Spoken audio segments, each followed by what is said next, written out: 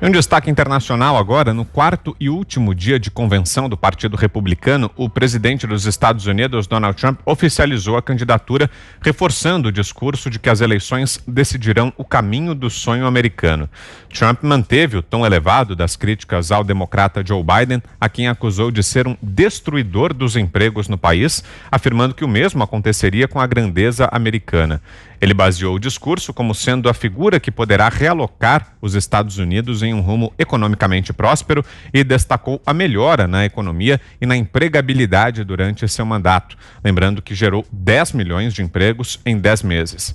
Com imensos protestos ocorrendo sobre a questão racial no país, o republicano disse ter feito muito mais pela comunidade negra em 3 anos de mandato do que Biden em 47 anos de carreira.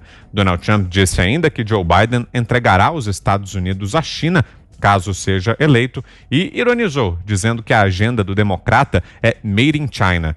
Ele atribuiu a pandemia de coronavírus ao país asiático e disse que a China terá que ser responsabilizada pelas mais de 180 mil mortes em território norte-americano. Acusado pela oposição de não conseguir controlar a Covid-19, Trump disse no discurso que irá esmagar a doença com a vacina que, segundo ele, ficará pronta ainda neste ano. O republicano também retomou o assunto sobre o muro entre Estados Unidos e México, ressaltando que logo a obra será concluída e homenageou os agentes de fronteira. Ele também prestou solidariedade às vítimas do furacão Laura, que atingiu o estado da Louisiana. Em um minuto, Zé, quero ouvi-lo. Pois é, esse debate nos Estados Unidos é muito interessante, é um momento diferente. Nós aqui nos Pingos nos Is sempre comentamos essa disputa eleitoral e eu me lembro aqui de falarmos todos de que a reeleição do Donald Trump estava garantida, a não ser que acontecesse uma hecatombe. Aconteceu. E uma hecatombe da pesada, né? Que foi exatamente a pandemia, a dificuldade no mercado norte-americano, e agora ele está tentando se recuperar. Eu acho que o discurso dele foi muito interessante, que ele colocou ali o eleitorado americano numa encruzilhada, né? Ou dá uma guinada para a esquerda, que sempre colocou dificuldades no desenvolvimento norte-americano, ou continua com a gestão dele. E ele volta a prometer empregos, que é o que o povo quer. Ninguém quer viver desse salário emergencial, não. Isso aí é uma emergência, isso aí é um absurdo, é quando não tem outra coisa a fazer. As pessoas querem trabalhar, produzir e através disso aí, crescer na vida, né? Um minuto para você, Fiuza. Ele, ao dizer que se for derrotado na eleição, o eleitor está entregando os Estados Unidos à China, ele sabe muito bem o que está dizendo. Porque as políticas anteriores do Obama eram tolerantes com o capitalismo desigual, com o capitalismo pirata da China, que é uma ditadura.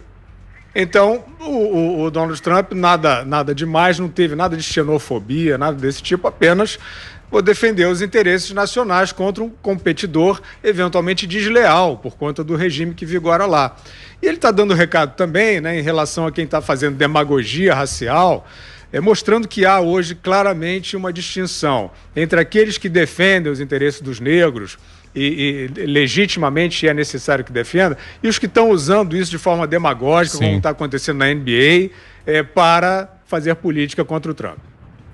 Muito bem, recebo de volta aqui também quem nos ouve pelo rádio, já formada aqui mais uma vez a nossa rede Jovem Pan News. Falávamos aqui no intervalo sobre as eleições americanas, trouxemos aqui alguns destaques do discurso de ontem do presidente Donald Trump, que atacou, né, o adversário dele, o democrata Joe Biden, falou sobre o relacionamento com a China, disse que a China terá que responder pela pandemia de Covid-19, que Joe Biden entregaria os Estados Unidos à China. Quero ouvi-lo, Augusto. Os jornalistas brasileiros, hoje, de modo geral, eles têm uma dificuldade enorme para lidar com fatos. Eu acho que o jornalista pode torcer pelo candidato que quiser, pode ter suas preferências, mas é inútil brigar com os fatos, porque os fatos sempre prevalecerão. Não existem duas versões aí, não, o fato é o fato. E o fato... eu só encontro sobre as eleições americanas nos textos da nossa Ana Paula Henkel. Ela, por exemplo, tem dado informações extremamente relevantes. O Trump tem fortíssimas chances de ultrapassar e logo o Joe Biden. Por quê?